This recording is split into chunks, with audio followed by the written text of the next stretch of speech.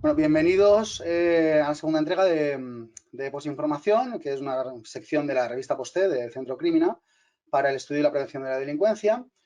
Como mucha gente ya sabe, pero por si acaso se incorpora gente nueva a la sección y la revista, pues esta revista Posté es una revista en la que intentamos hacer divulgación científica en un nuevo formato, webinars, mini papers, etcétera. Y el objetivo último es acercar pues, toda la ciencia que se va generando al público, en un lenguaje pues lo más ameno posible y de alguna manera también pues intentar no solo acercar la ciencia, sino las consecuencias de la ciencia para derribar pues algunos mitos, bulos que se van generando en redes sociales, en medios de comunicación, alguna generalización, como el caso que vamos a ver hoy, sobre colectivos de riesgo, etcétera.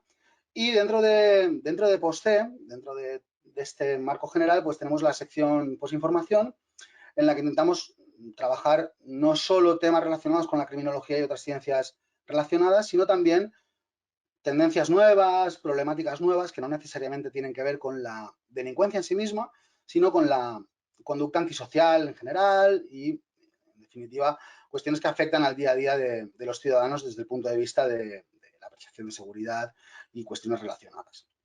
Aquí lo que intentamos es hacer un debate más reflexivo, más sosegado, intentando contar con voces de expertos y expertas que desde diferentes puntos de vista nos aportáis visiones nuevas y conocimientos nuevos.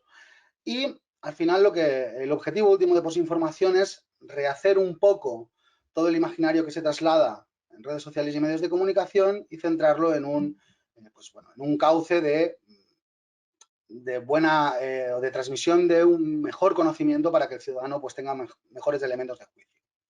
En este número, en el segundo, tenemos la fortuna de contar con Carlos Falces y con Antonio Andrés, a los que les quiero agradecer personalmente, de mi parte y de todo el equipo de Posted, que nos acompañen, que nos hayan dejado robarles un poco de su tiempo y, bueno, que al final nos aporten el conocimiento que ellos tienen sobre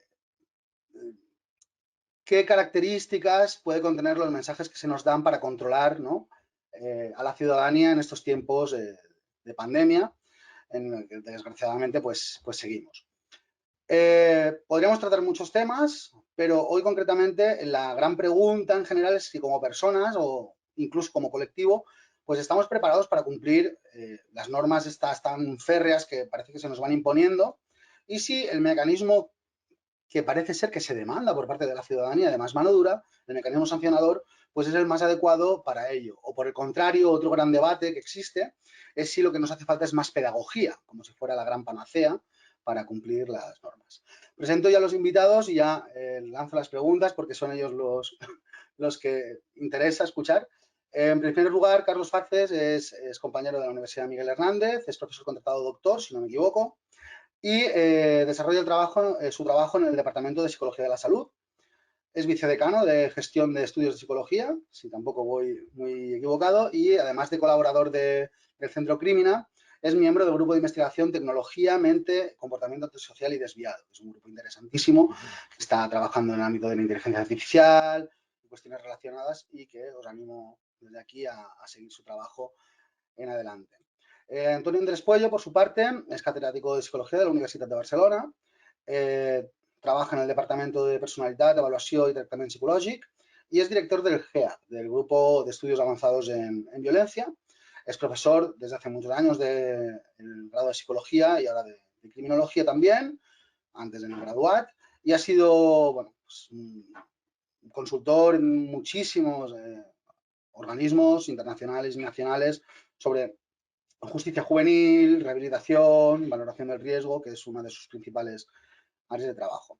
Y además, me permitís el apunte personal, me voy a permitir, la licencia ha sido profesor mío, con lo cual, pues, es una satisfacción doble que hoy nos acompañe. Bueno, vamos a empezar, si os parece, por Antonio. Voy a lanzar la gran pregunta, contextualizo un poco. Estamos en unos momentos de gran incerteza con respecto a cómo evoluciona la pandemia. No sabemos ahora mismo si va a haber cuarta ola o no.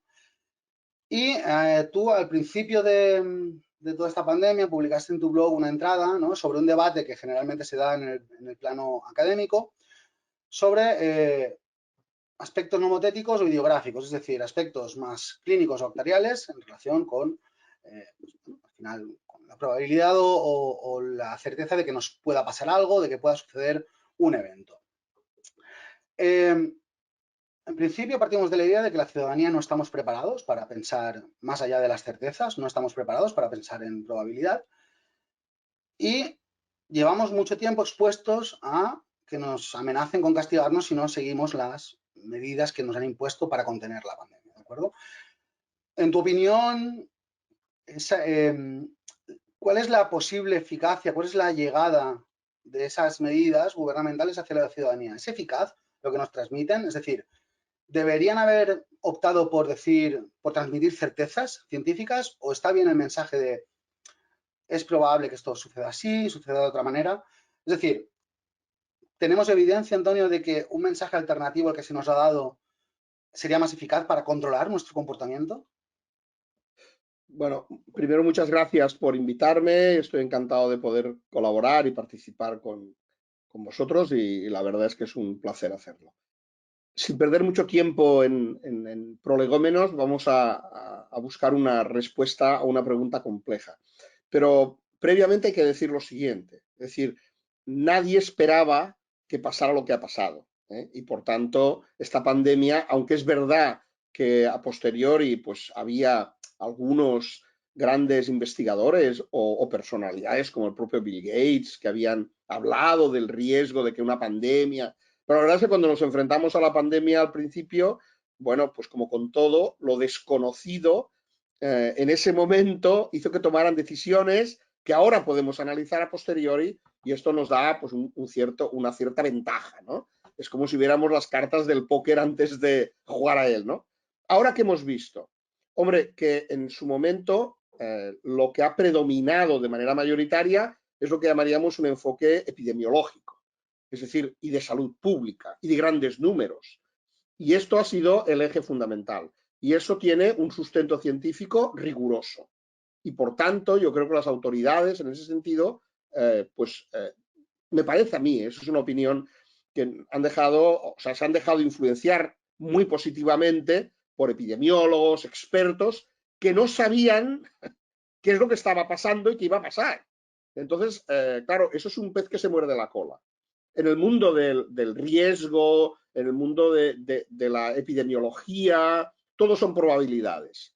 Pero las probabilidades como fenómeno científico son de gran utilidad, pero cuando hablamos de la comunicación con todos y cada uno de los ciudadanos que atienden a unas recomendaciones como son la de llevar mascarilla, mantener la distancia o puedes acabar en la UCI, la verdad es que nos cuesta mucho a todos. No a los ciudadanos, a las personas, los humanos no estamos diseñados para pensar en términos de probabilidad.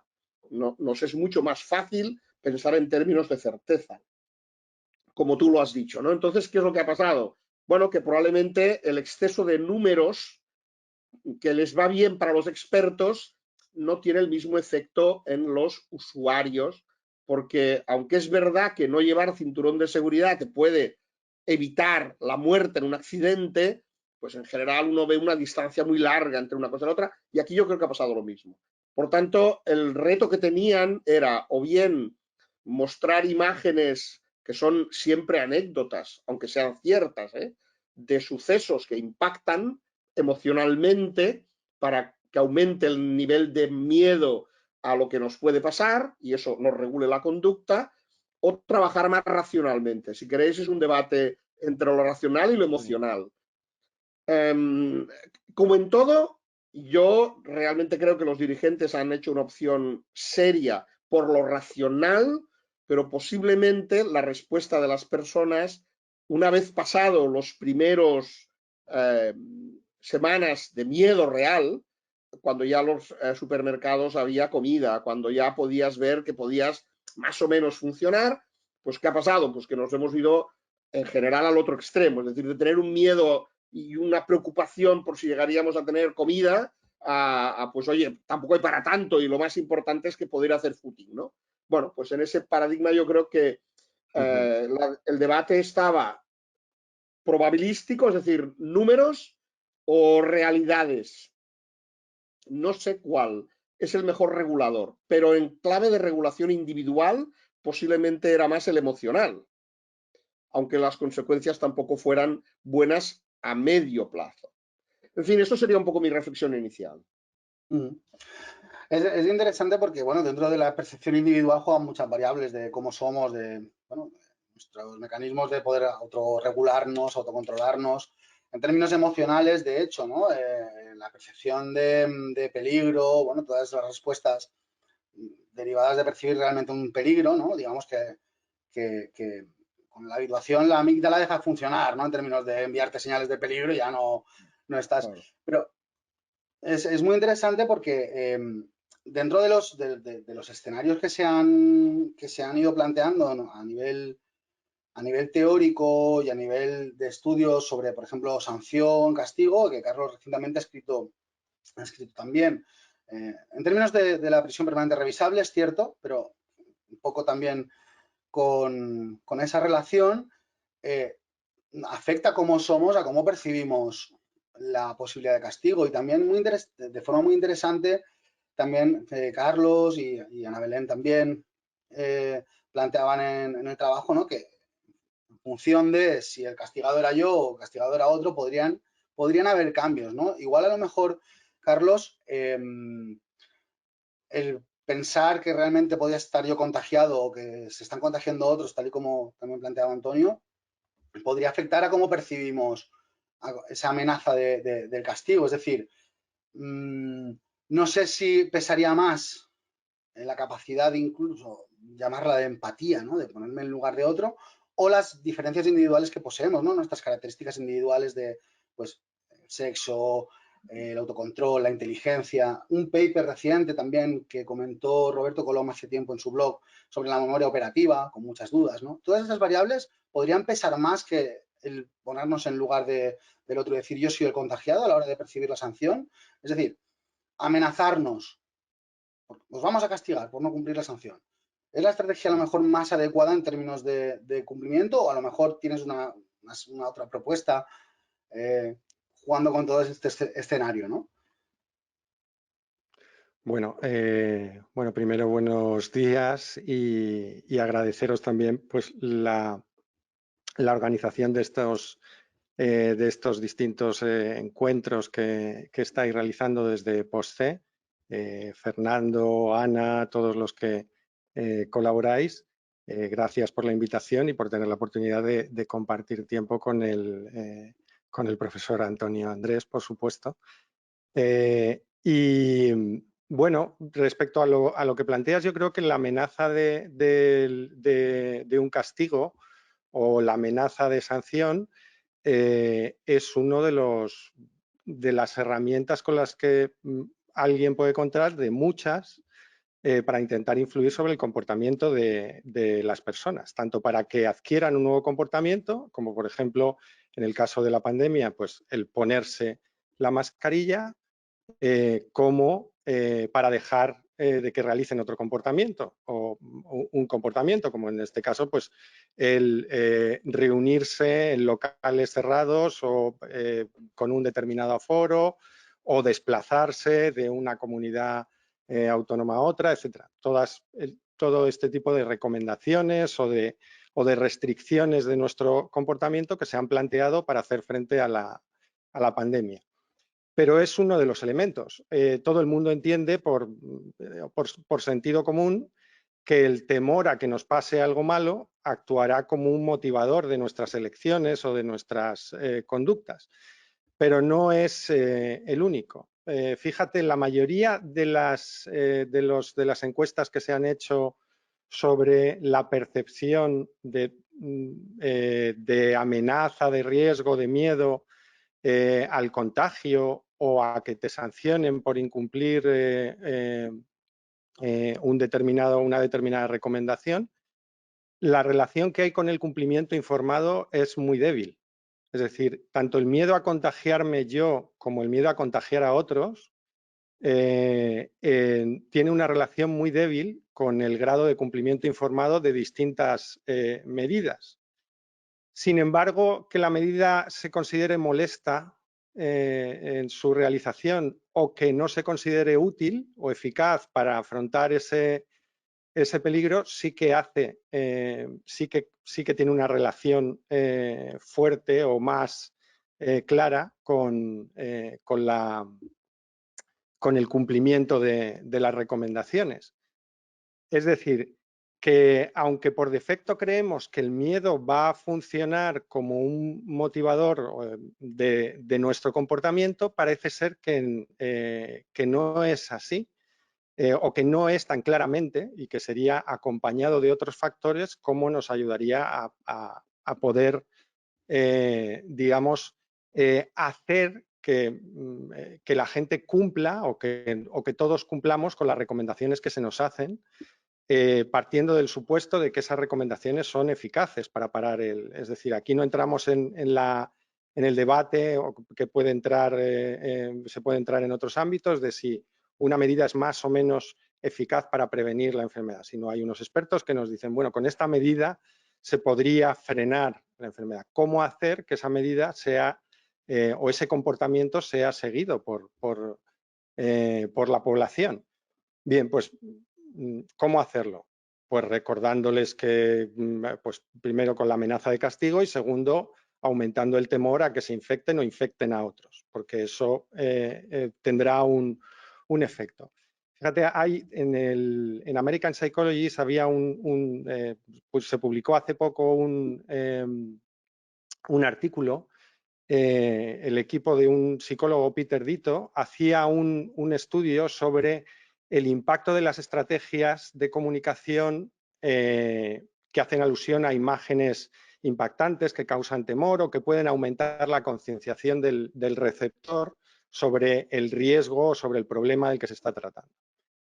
Pues bien, en ese estudio, como en otros, lo que se veía es que el uso de esas imágenes solo aumentaba el miedo o el deseo el miedo a infectarse o el temor percibido, la amenaza percibida de la epidemia y el deseo de cumplir con las recomendaciones en aquellas personas que ya creían que la epidemia era un problema. Es decir, si no tenían un punto de partida previo en que veían la epidemia como amenazante, el utilizar imágenes amenazantes no tenía prácticamente ningún efecto sobre el resto de los participantes.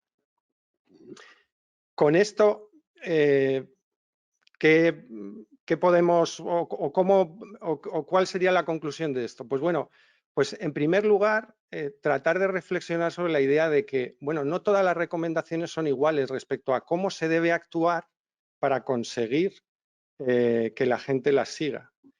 Ni todas las recomendaciones tienen el mismo grado de viabilidad respecto a su mantenimiento en el tiempo, por los efectos que tienen, etcétera, etcétera. Por ejemplo, se nos pedía desde el principio de la pandemia algo que parece sencillo de seguir, que es lavarse las manos con frecuencia, mantener una higiene de manos con frecuencia. A mí ese es un tema que me fascina, porque es algo que, bueno, en el ámbito sanitario es bien conocido y en su momento, hace más de un siglo, fue una gran revolución. Es decir, el incorporar protocolos de higiene de manos para evitar un montón de enfermedades, fundamentalmente en los hospitales. Pues bien, los profesionales sanitarios que entienden la relación entre esta acción y la consecuencia que puede tener no realizarla, que están motivados para hacerlo, que entienden de riesgo, en el año 2000 en todo el mundo, y esto no dependía de países, tenían un cumplimiento más o menos de los protocolos de higiene de manos en los distintos hospitales de alrededor de un tercio, en algunos casos de un 30% de cumplimiento. En algunos casos no llegaba al 10%, a tal punto que para la OMS es un eje de acción estratégica en todo el mundo.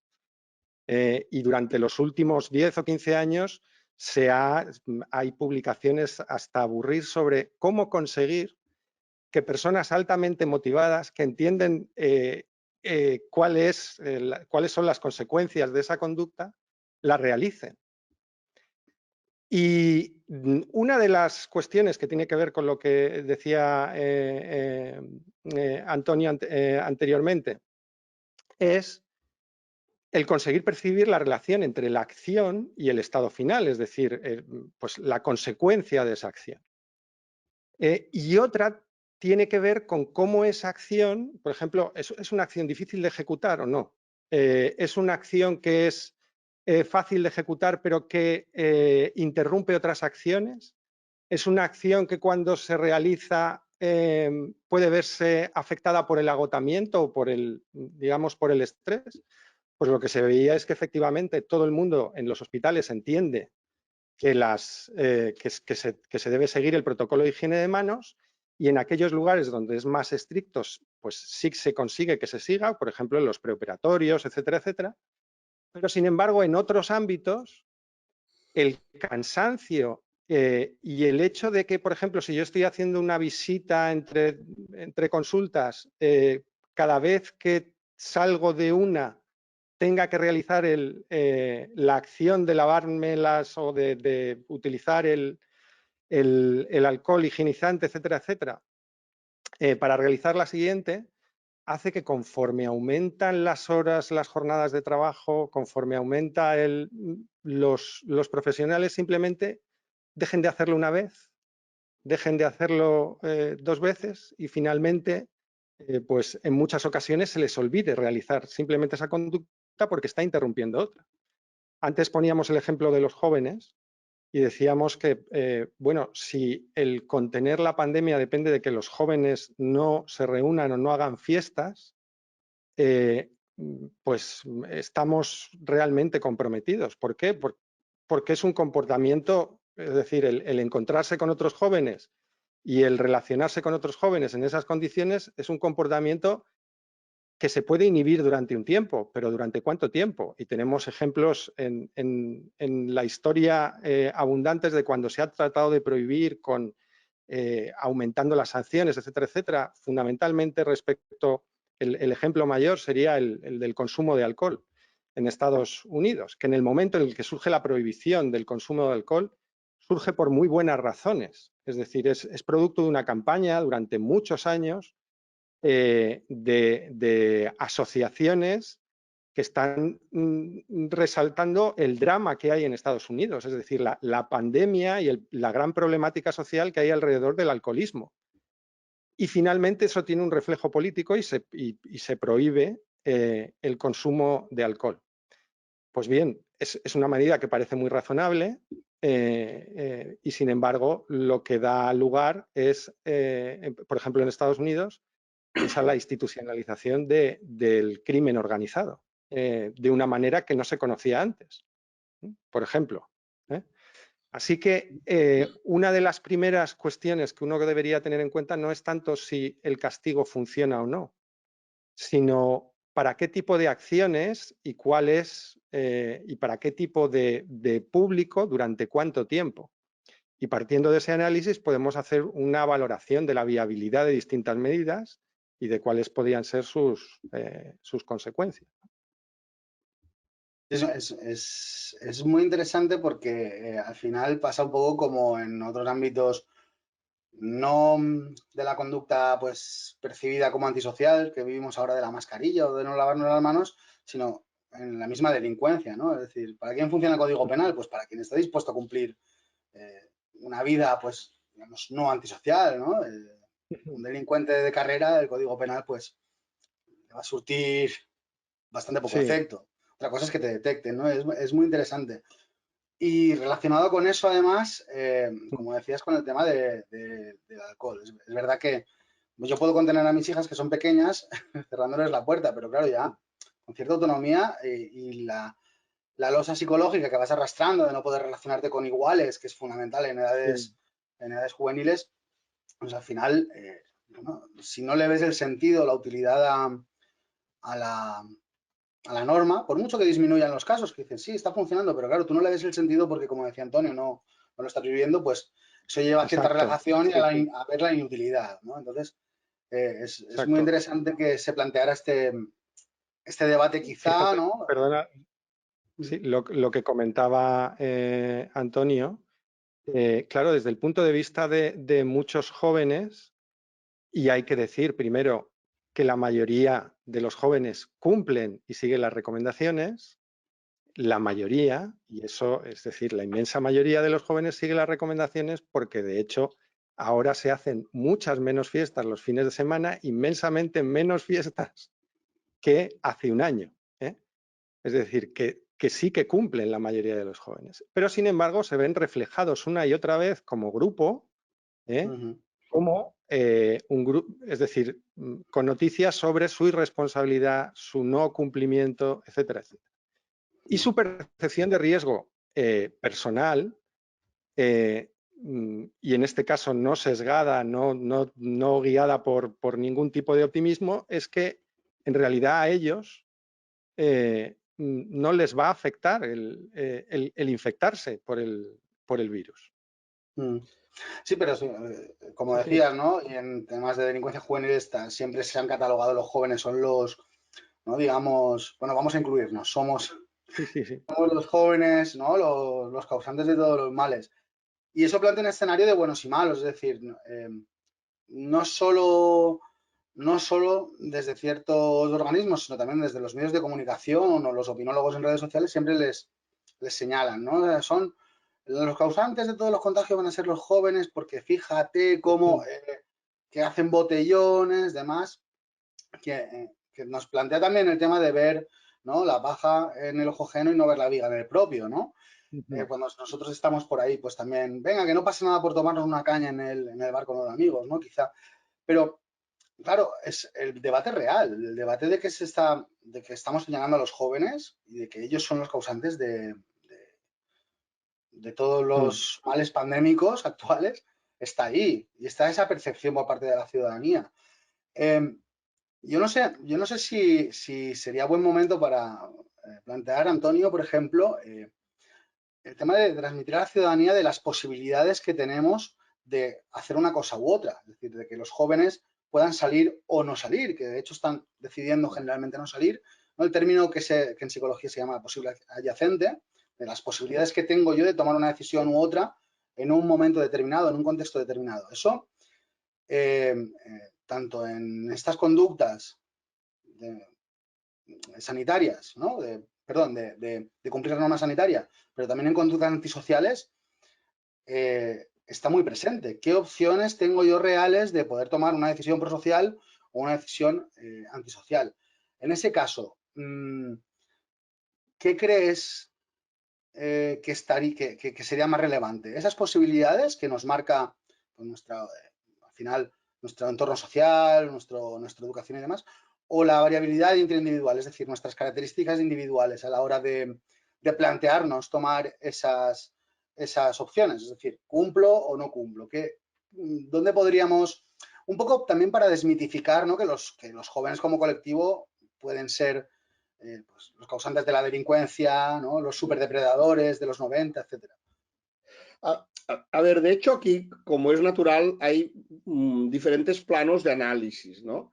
El más superficial, el que todos compartimos, es el que los medios de comunicación nos trasladan y que son los valores culturales estándar, ¿no? Entonces son todo estereotipos y en ese sentido, pues cuando se habla, en este caso, del cumplimiento de las normas y los jóvenes, es igual, los jóvenes siempre reciben sin merecerlo, porque no es verdad, simplemente, pero está más que difundida la idea de que el joven es incumplidor, de que el joven no va a seguir las normas, y bueno, para muchas cosas es cierto, pero también es cierta la otra realidad, que si en vez de estar delante de una pandemia, que luchamos contra un virus que no vemos, estuviéramos en una guerra, pues los que se juegan el tipo y los que están dando la cara son los jóvenes. Es decir, es un estereotipo, yo no le daría mucha más importancia, excepto que los medios de comunicación y algunos profesionales se apoyan en estereotipos que son falsos. Lo que pasa es que duran desde Sócrates, ¿no?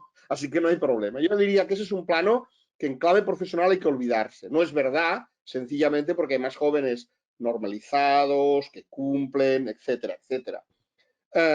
Decía Carlos antes, y es verdad, que hay unos fenómenos que tienen predominio por razones de naturaleza, en el sentido de que los jóvenes tienden a asociarse, a buscarse, y gracias a Dios que pasa eso, la humanidad existe, si no, no existiría, ¿no? Con lo cual, la verdad es que el análisis lo hemos de meter, como profesionales, lo hemos de someter a un riguroso descomposición de las cosas.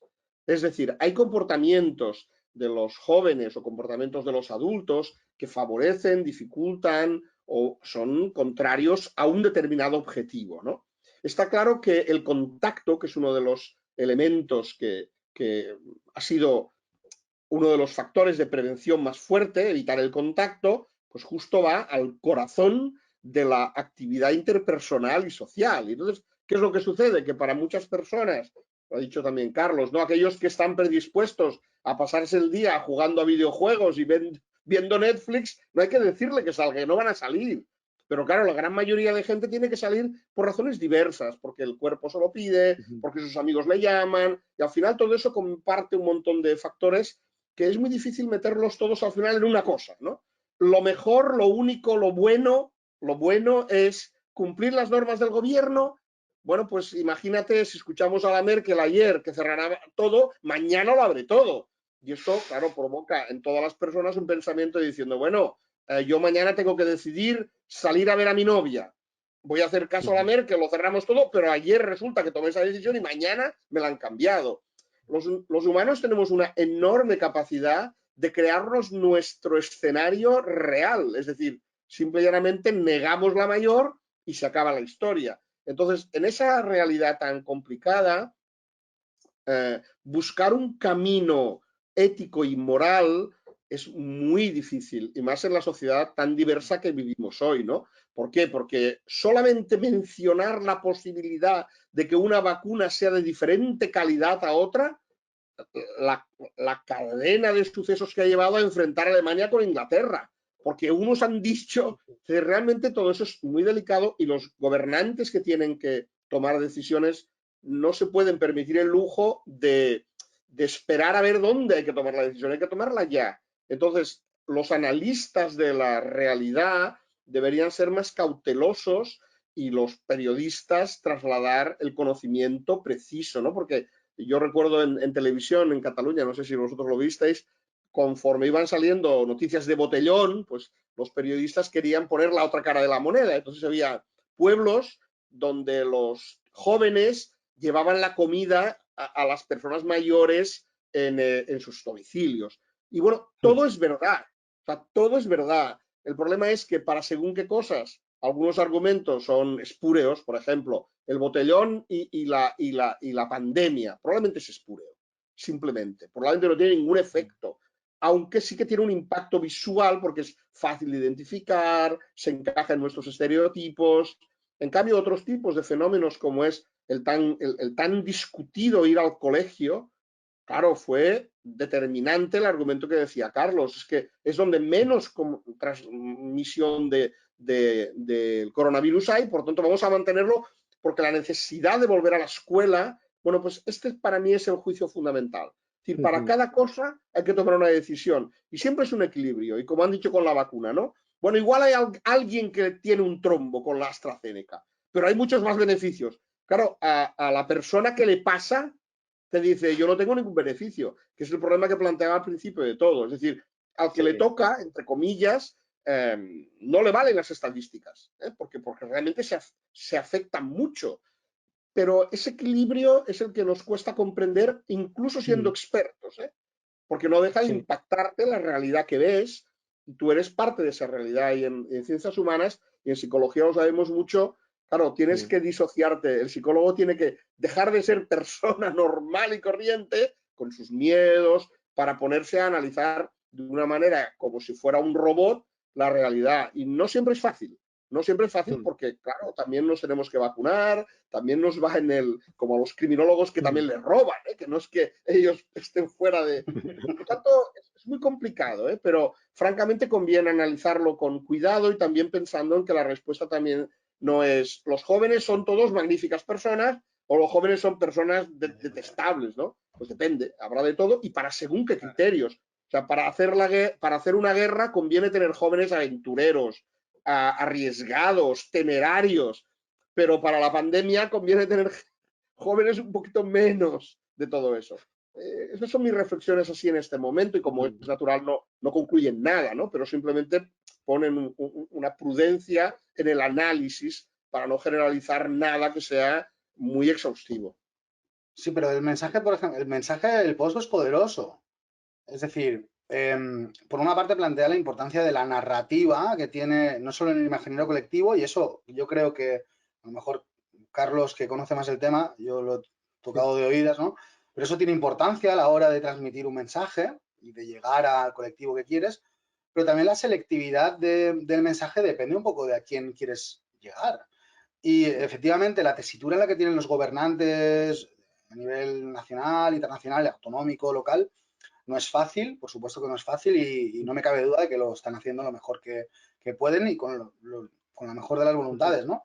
Pero a lo mejor, bueno, falla esa llegar al target, ¿no? Al que se desea llegar y sobre todo, a lo mejor planteo de forma abierta, si queréis para después debatir un momento, pero a lo mejor habría que plantearse las estrategias de comunicación, pues como sabemos en criminología, ¿no? ¿A quién llega el mensaje dino a las drogas? Pues efectivamente a los jóvenes les hace mal, porque es contraproducente. Sin embargo, si vas a un colectivo de riesgo y diriges ese mensaje focalizado en, bueno, vamos a usar las drogas de forma responsable, tiene mejor efecto. Es decir, a lo mejor esas narrativas deberían cambiar en función de a quién nos dirijamos, jóvenes, adultos, etcétera. No sé, es un debate que os dejo revoloteando por aquí. Pero también es cierto, o no deja de ser cierto, que dentro de todas las estrategias que se han seguido, se ha planteado, vosotros seguramente también lo habéis escuchado, ¿no? Es que nos tratan como a niños y ya no somos niños, somos personas adultas, nos prohíben, no nos prohíben. Bueno, yo creo que tiene que ver con esa selección de una narrativa más, intentando pues, llegar a nuestra emoción, ¿no? Y que cumplamos y como los niños pequeños, ¿no? Si haces esto te pasará lo otro. Si incumples te castigaré, ¿no? Y al final, eso también plantea un debate de, bueno, ¿qué pretende el aparato de gobierno? O de los aparatos de gobierno, ¿no? ¿Pretenden que efectivamente salgamos de la pandemia? ¿Pretenden que les hagamos caso? ¿Eso en qué posición nos deja, no? ¿Somos consumidores de ideología? O sea, únicamente nos hacemos caso si lo dice el partido que nos gusta o cómo funciona esto, ¿no? Y bueno, eso tiene un problema con el tema de conseguir lo que queremos desde el punto de vista gubernamental, ¿no? Queremos atajar, es la tercera ola, la cuarta ola, bueno, queremos que la gente no se contagie. Pero claro, para llegar a una meta tienes que tener claro el cómo, el dónde, de qué manera vas a hacer ese proceso. Después de un año y medio, seguir insistiendo en un proceso que, pues bueno, parece que no sabemos si funciona o no, pero que plantea estos debates, a lo mejor genera cierto agotamiento, ¿no? En las personas que lo recibimos y en el colectivo. Es decir, no sé, Carlos, ¿crees que la estrategia de sostener, ¿no? esta amenaza, perdón, continua, es eficaz o a lo mejor deberíamos cambiar el mensaje a la ciudadanía para que realmente nos lavemos las manos, usemos la mascarilla, nos distanciemos socialmente, no se junten los chavales a hacer botellón? ¿Cuál es tu opinión, ¿no? acerca de, o depende a lo mejor del factor este de adherencia a mi ideología, a lo que pienso, a lo que creo? Bueno, a ver, yo creo que más que consumidores de ideología, lo que tenemos, y es una palabra que está, digamos, revoloteando en todas las intervenciones y en todo lo que hemos hablado, es un grado o un alto grado de incertidumbre o de falta de claridad o de falta de certezas para actuar. En términos de lo que comentaba yo al principio, tenemos una serie de acciones que deberíamos seguir y esas acciones necesitan relacionarse con una serie de consecuencias que deben tener un valor motivador para elegir esas acciones y realizarlas correctamente, ¿no? Cuando todo está, es decir, cuando yo no lo veo nada claro, por ejemplo, al principio de la pandemia, cuando la gente veía que se dedicaba pues prácticamente de un telediario de 30 minutos, 29 se dedicaban a decir que la pandemia, o sea, que no había que alarmarse y que la gente no se preocupara, pues empezó a desaparecer el papel higiénico de los supermercados. ¿Por qué? Porque la señal que recibías era que alguien te está diciendo que no te preocupes, que la bomba no va a estallar. Entonces dices, bueno, yo me voy a mi casa, por si acaso, ¿no? Entonces yo no soy inteligente, no soy racional, pero tendré papel higiénico en casa.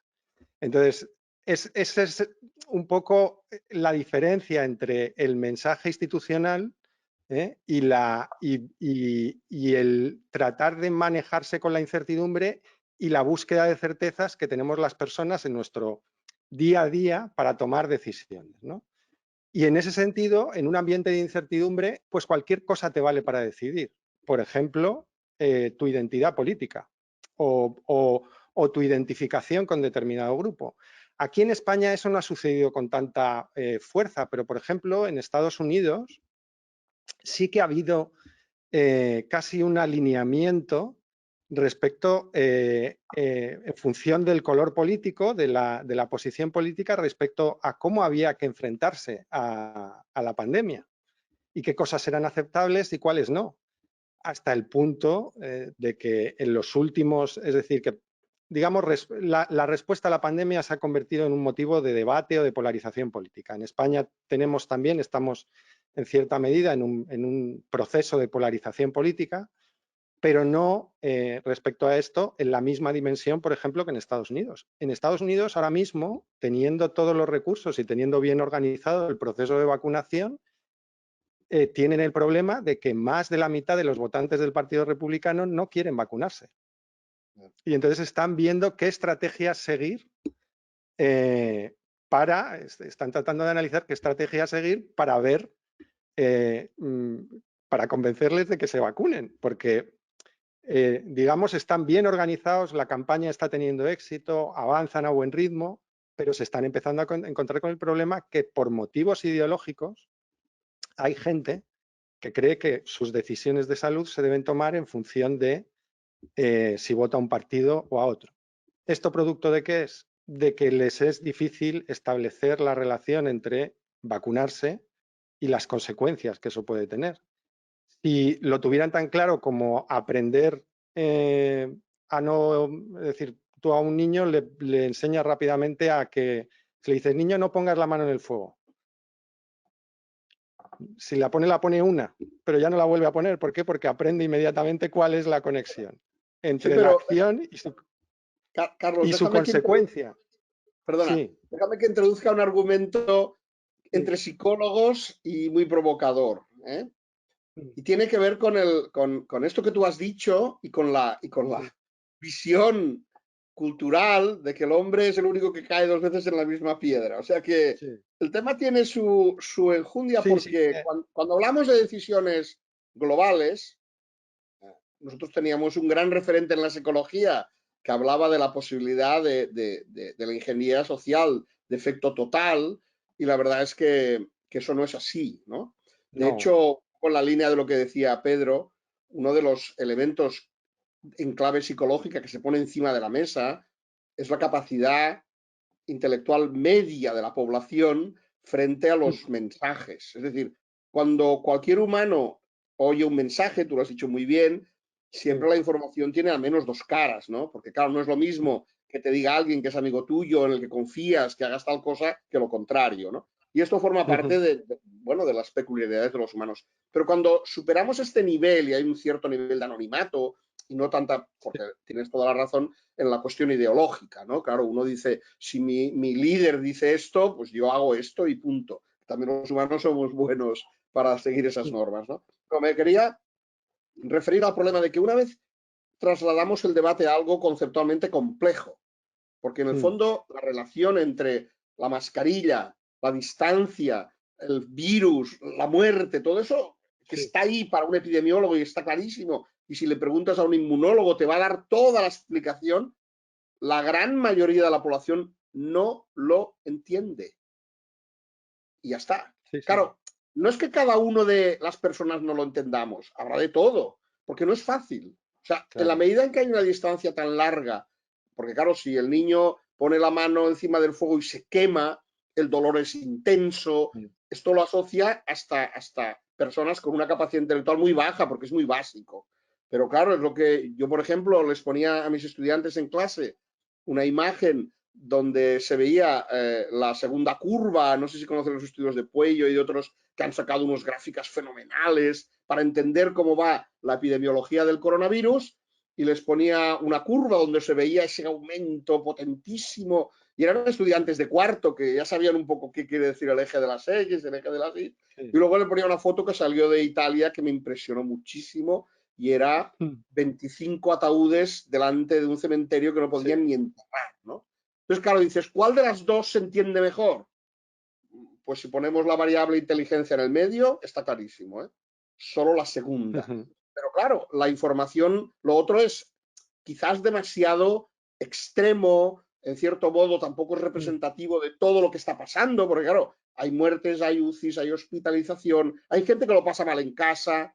¿Cuál es el dato más importante? Bueno, conforme vas haciendo las cosas más complejas, la inteligencia media se va saturando, no entiende esa relación, y por tanto a partir de ahí se produce una especie de funcionamiento donde se toman decisiones negando esos elementos porque es más fácil de gestionar, es la disonancia cognitiva de Festinger, es decir, son cosas clásicas, es decir, si yo me voy a tomar una cerveza con mi amigo y vuelvo a casa y estoy igual que antes, un poco más contento y satisfecho de haberle visto, pues ya me pueden decir que la R está en 1,08, que es que no lo va a entender la mayoría de la población. La mayoría de la población no entiende los números. Y los profesionales, la mayoría tampoco. Así que es un ejercicio permanente y nos hace pensar mucho en cuáles son los mecanismos de comunicación para que la gente haga lo que el gobierno, el poder quiere. Pero también es una ventaja, y con esto acabo. Una ventaja porque eso permite también garantizar los derechos, porque si no sería la monda, seríamos todos clones y robots que haríamos lo que nos dicen. Y eso también es una desventaja. Así que en ese equilibrio estamos, ¿no? Lo que plantea, bueno, o sea, al final a lo que podemos plantearnos es concluir de que sí, que a lo mejor la estrategia esto del castigo sostenido en el tiempo, aunque nos agote, puede ser más eficaz, porque si pensemos, ¿no?, en el ejemplo que poníamos de las olas, ¿sí? Estamos agotados de cumplir las medidas, pero vemos que, bueno, cada X tiempo sube la tasa, pero no nos están explicando. O no sé si por incapacidad o porque realmente es complicado transmitirlo, porque está sucediendo. A lo mejor es menos agotador estar siempre pensando en que me van a poner una multa que no en decir, bueno, ¿y por qué está subiendo otra vez la incidencia del virus si yo estoy cumpliendo las medidas? No sé qué, a lo mejor es más agotador, ¿no? No sé, planteo. Yo creo que, vamos a ver, si dejas todo lo demás igual, sí. Y por eso claro. cuando se transmite o sale algún experto, por ejemplo, yo he visto algún virólogo salir en televisión y decir que es que todo esto es un desastre porque la gente es una irresponsable, lo que habría que hacer es mano dura y ser mucho más estrictos y no sé qué. Y claro, yo cuando lo veía digo, ¿cómo se nota que es virólogo? O sea, que sabe de virus, pero no sabe de comportamiento humano. Porque probablemente el ejemplo histórico más claro de un experimento donde se ha trabajado con la intensidad de la sanción, digamos, aumentando cada vez más la amenaza y la respuesta al incumplimiento, al criminalizar una determinada conducta fue la prohibición del alcohol en Estados Unidos. Y conforme, es decir, lo que pasó durante los años de la prohibición es que cada vez se hacían más estrictas las leyes y se hacían, digamos, o sea, la respuesta policial, los recursos dedicados, las condenas y las medidas eran cada vez más intensas y el resultado era cada vez peor.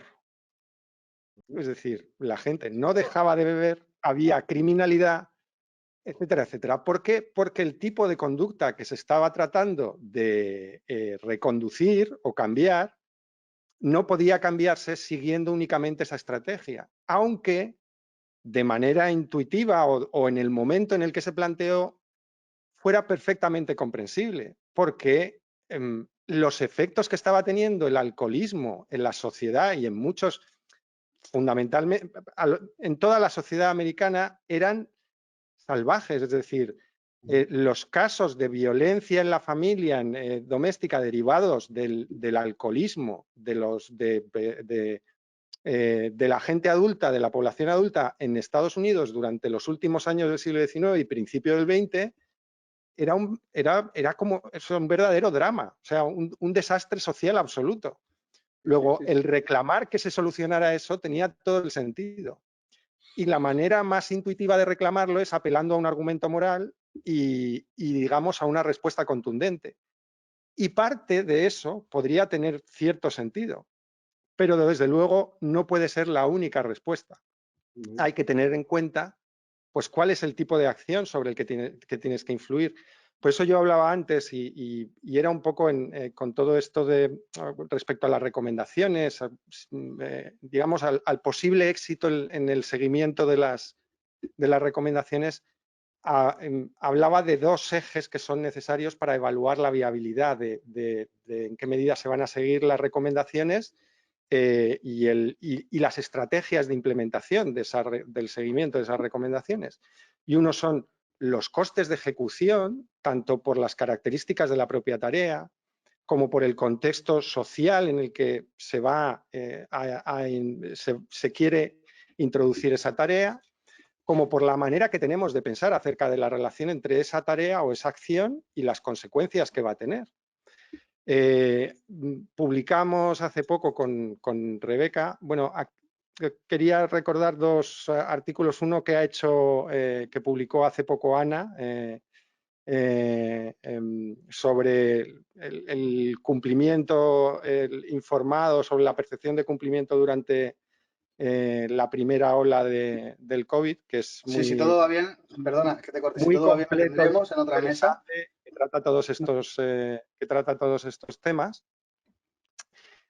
Y nosotros escribimos un pequeño, Rebeca Bautista y yo escribimos un pequeño artículo para The Conversation que nos pidieron y que tuvo cierta repercusión, en el que hablábamos de esta idea.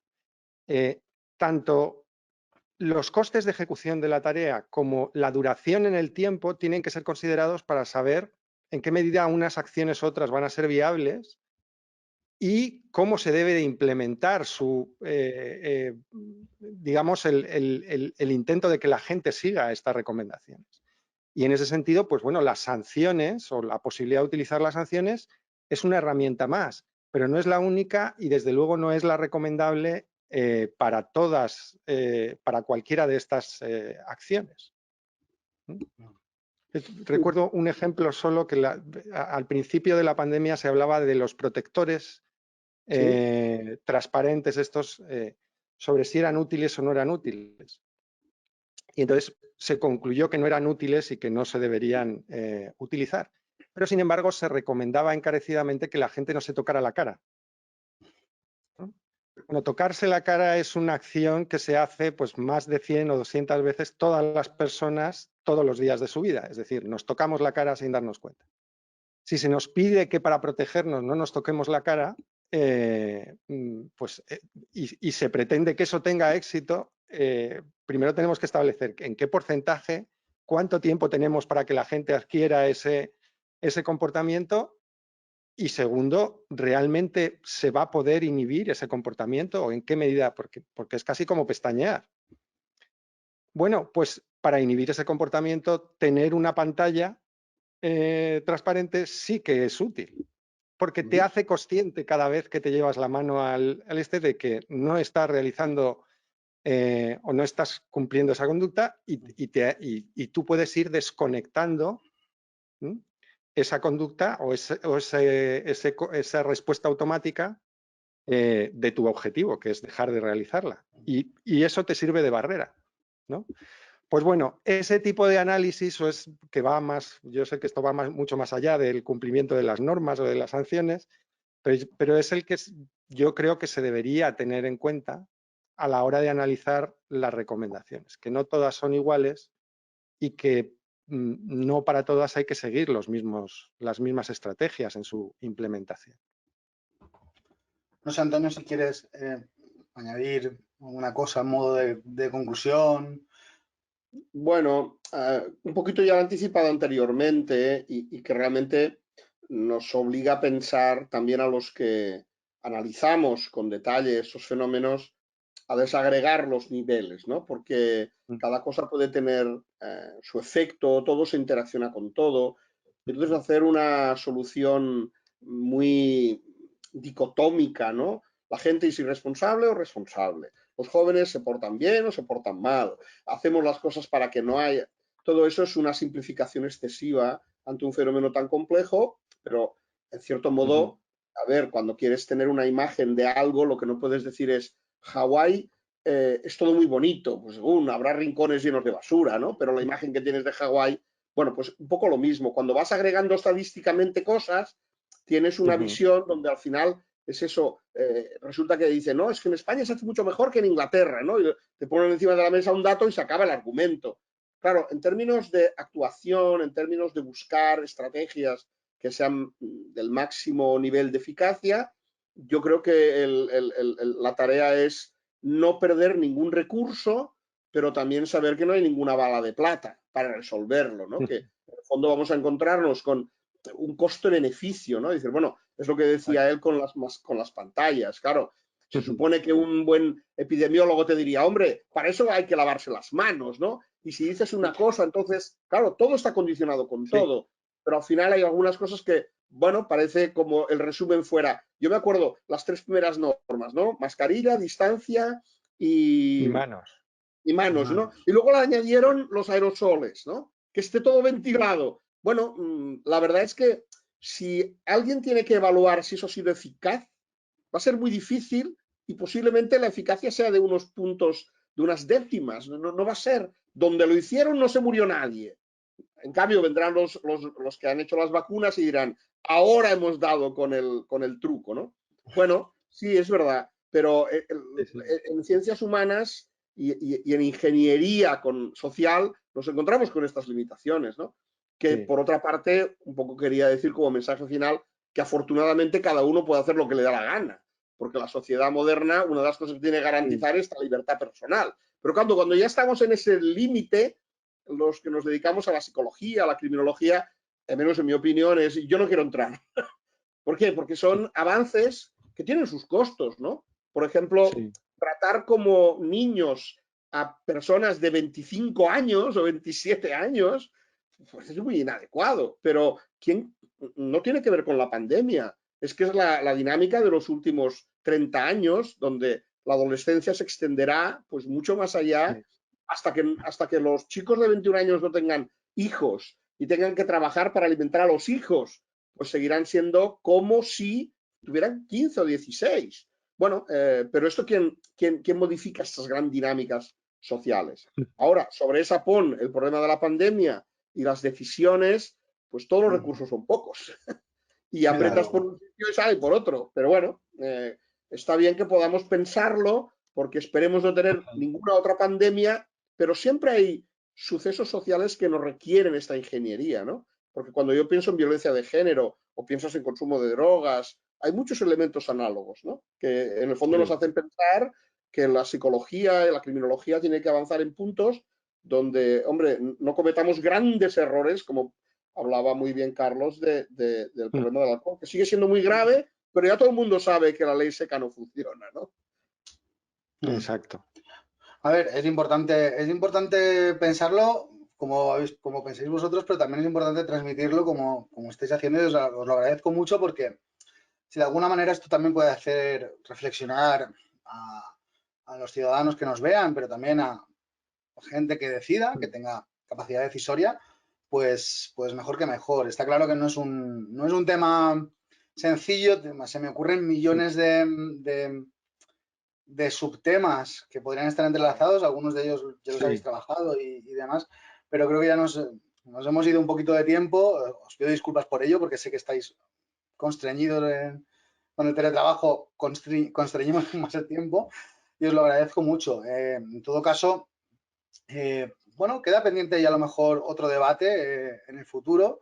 No sé si mejor face to face que no por virtualmente. Pero queda pendiente, aunque yo creo que las conclusiones pues, que podemos extraer son muy interesantes. Es decir, hay que jugar con lo que tenemos, con las herramientas que tenemos, intentando hacerlo de la mejor manera posible.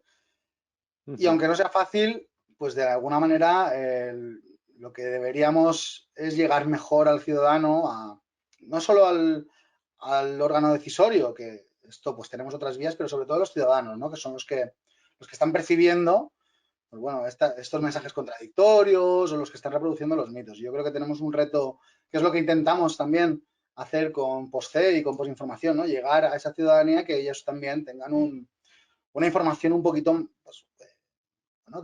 más rigurosa, para poder, pues al final, tomar la decisión en los términos que planteaba Antonio Andrés. Pues cumplo o no cumplo, ¿no? Puedo hacer lo que me dé la gana, pero bueno, pues si tengo un poquito más de información. Y por eso también os agradezco mucho, no solo vuestro tiempo, sino también habernos aportado tanta información y tan buena. Así que, pues, si queréis añadir alguna cosa, yo por mi parte os vuelvo a agradecer de mi parte todo el equipo que nos hayáis acompañado. No sé si queréis añadir alguna cosa o... No, yo solo saludaros y agradecerte pues tu guía, y también a Carlos pues coincidir en una actividad pues siempre muy interesante, porque uno aprende mucho en el debate.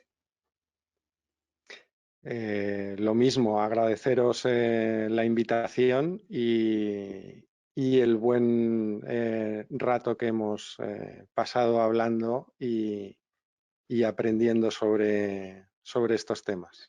Eso es lo importante, pasar un buen rato.